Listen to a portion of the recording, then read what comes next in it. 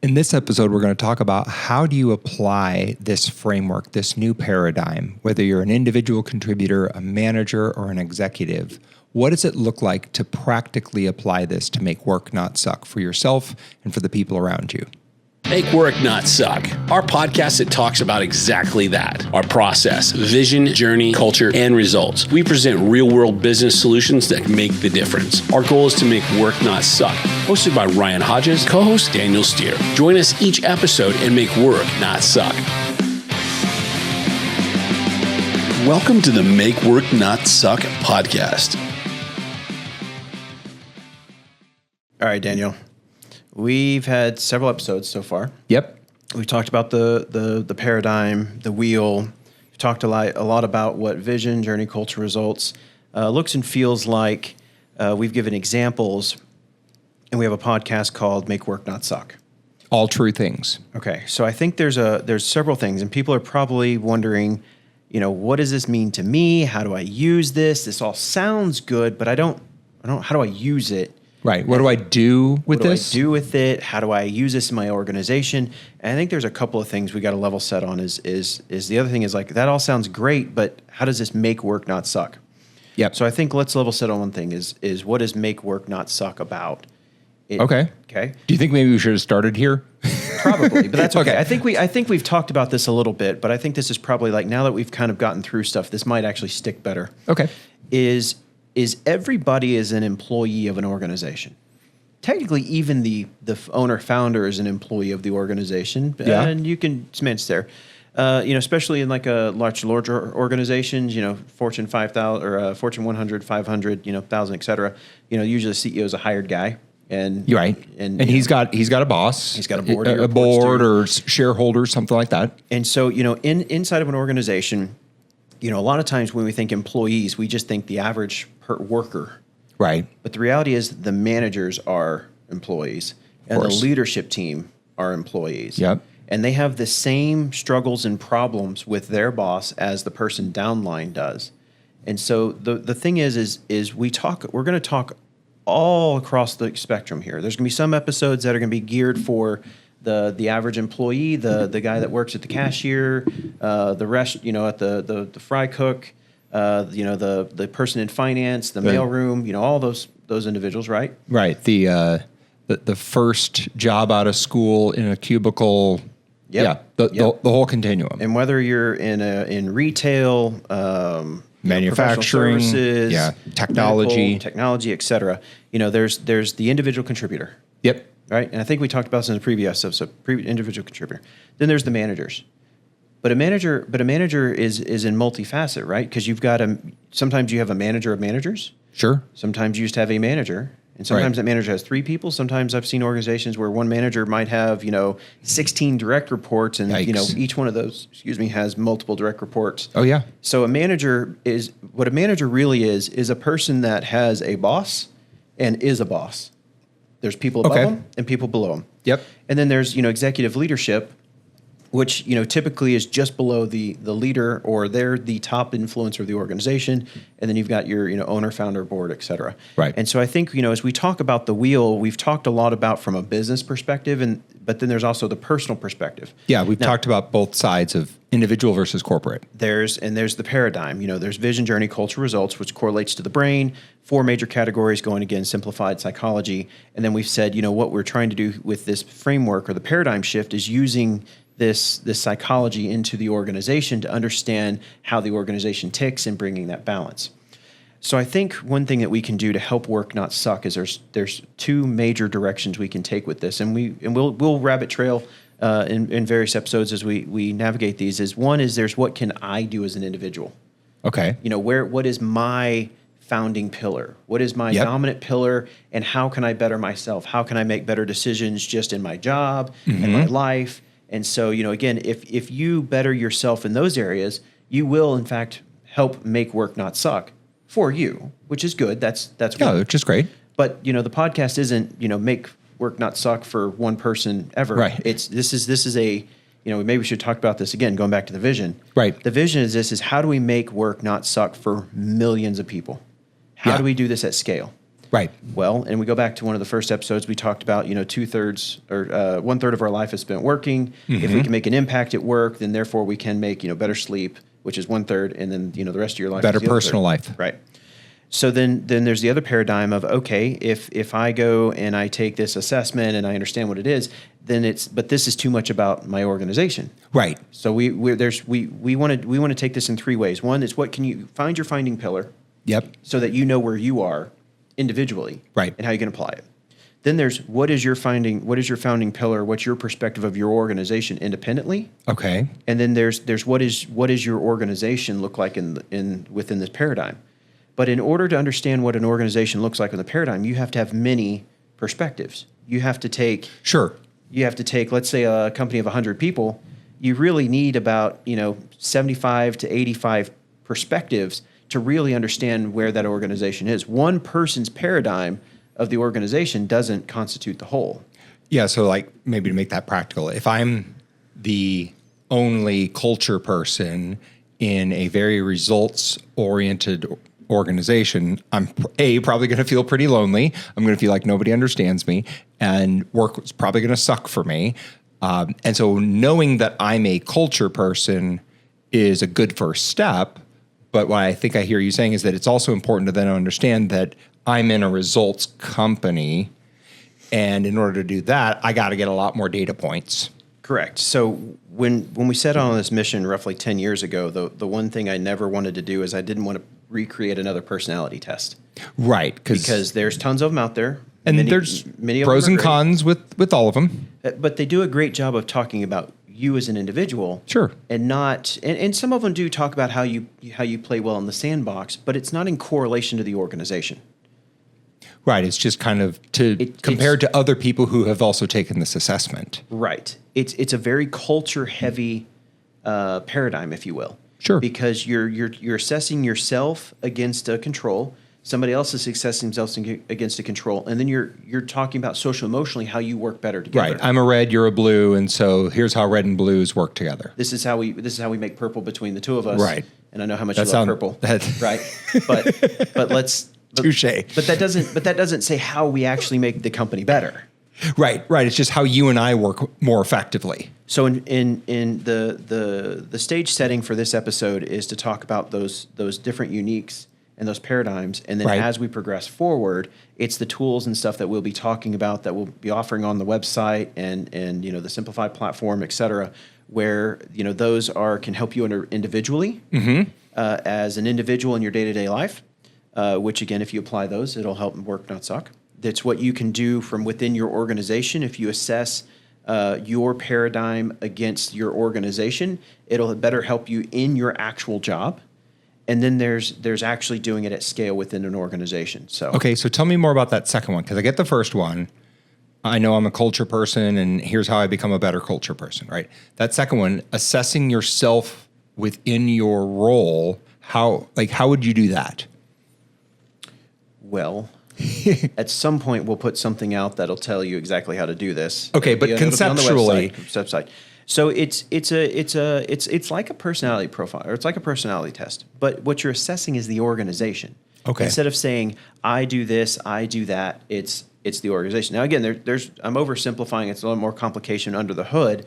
But what you do is we challenge your perception of the organization you work for, and then echo that back out. It's almost like a mirror. Okay. So you get your perception of the organization, and then we can actually echo back out like what it looks and feels like, and what the root causes are, and what you need to do to take action to overcome that. Because ultimately, we think we know the problem, right?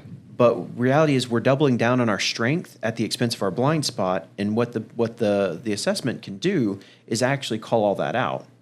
Could you give me a practical example of somebody who thinks they understand the problem, but they're doubling down on their strength and the real problems in their blind spot? Well, I think that's all the episodes we've done on Vision, Journey, Culture, Results.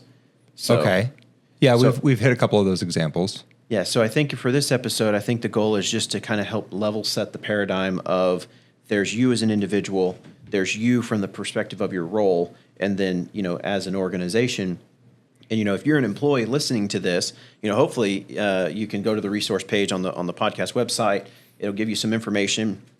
The best thing you can do is take it to your boss and get them to either listen to the podcast or take the assessment as well. Sure. And again, many hands make light work.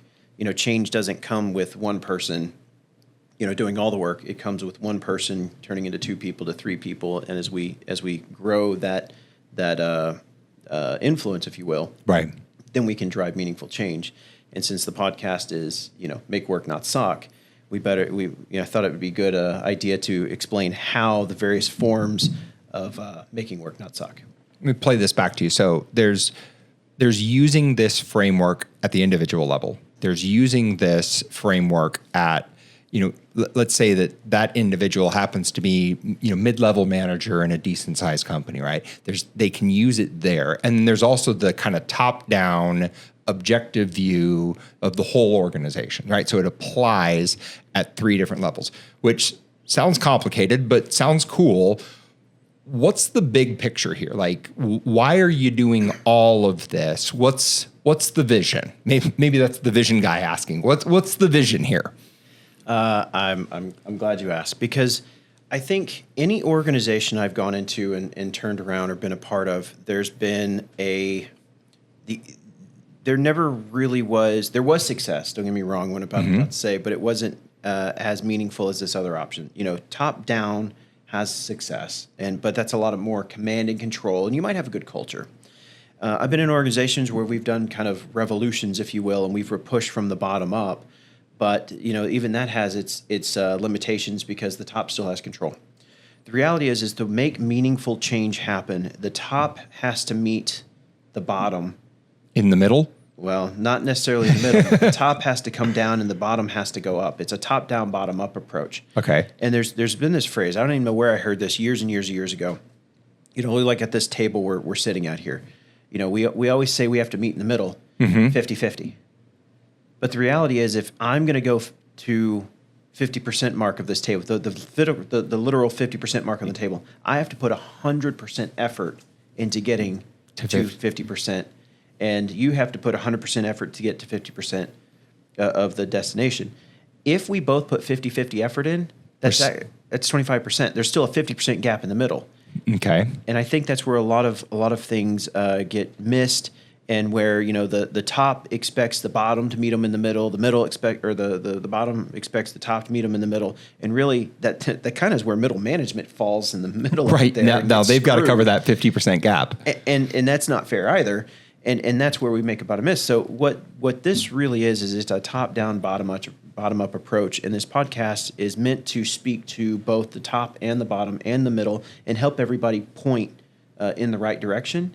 And not only from the top down and the bottom up, and then helping the middle manager, et cetera, but then also in the paradigms of vision, journey, culture, result. So if we can, at scale, help individuals, regardless if you're an individual contributor, a manager, or a leader, you're still an employee in the organization.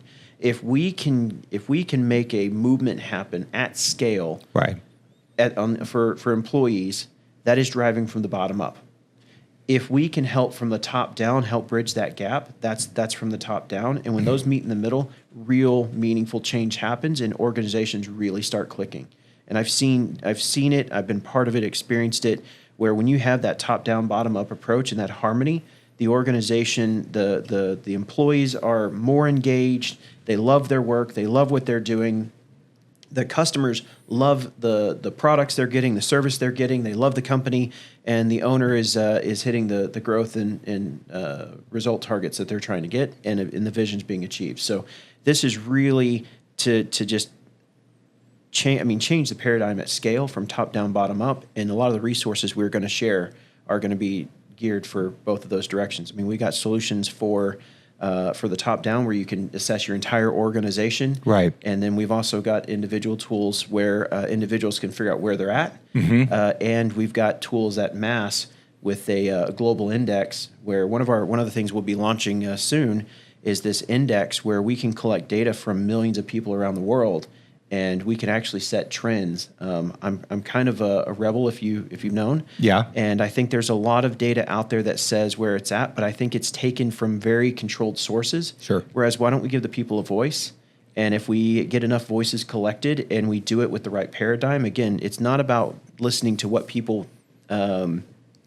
It's not about just hearing, I hate my job, I hate the pay, but it's why. Right. It's that purpose. What's that purpose? Is Yep. it, and at the end of the day, if we can figure out why you're not happy with your organization or why you love your organization, and we can collect all that data at scale, we can actually provide meaningful insights to organizations to change at scale as well. And again, at the end of the day, our whole goal is to make work not suck for all. So here's the picture I've got in my head. It's almost like I'm hosting a party at my house, and and that is a great place that everyone wants to come to, right? Because I throw the best parties. You do throw good parties, by the way. I do throw good parties. Thank you. But my friends are scattered around the city. And so to get to the party, I have to give different directions to each person, Yes. right? This person's got to go southwest. This guy's got to go north. That guy's got to go southeast. And depending on where you are, the direction that you need to take to get to the party is going to be completely different than the directions I gave to somebody else. Yes. And what I find in a lot of tools is people like, well, your problem is you're not going west. And it's like, well, west is the right answer for some people, but not for the other people. They're going to get lost badly, right? And so you need to understand kind of where's the party and where are you coming from. And once we know those things, we can give good directions to help you get to where you want to go. But we have to understand that at almost an individual by individual level, or I can't give you the directions that you need for you to get to where you want to go. And that's what we're trying to solve with technology. That's exactly it. And if we can do this at scale, we can make real meaningful change. People don't have to hate their jobs. Work doesn't have to suck. But the thing is we're just caught in this transitional period, between the advancements in technology, the change in landscape. The world is more connected than it ever been before. But we're also more lonely than we've ever been before. More lonely before. And so if we can drive all those components together, then we can build a better world. Again, I'm not sure if we can do it, but if we can, it's going to be pretty stinking awesome. It only takes a small percentage to drive global change. This is not just something that was cooked up in a basement and an idea we had, a get-rich-quick scheme. It really is about driving change, and there's been more than a decade of effort put behind this, and the method's been proven, it's been tested, and we've helped the lives of thousands, but we know it can go to millions. And we believe that this is not the only way. It's just a way. But if you want to be a part of something bigger and you want to help work not suck, then join the movement and help us grow this audience, share this podcast out. And again, are we going to have all the answers? No. But are we actually trying to drive global change? Are we trying to give a voice to millions upon millions of people? Yes, we are. And together we can drive global change, and we can do it by making work not suck.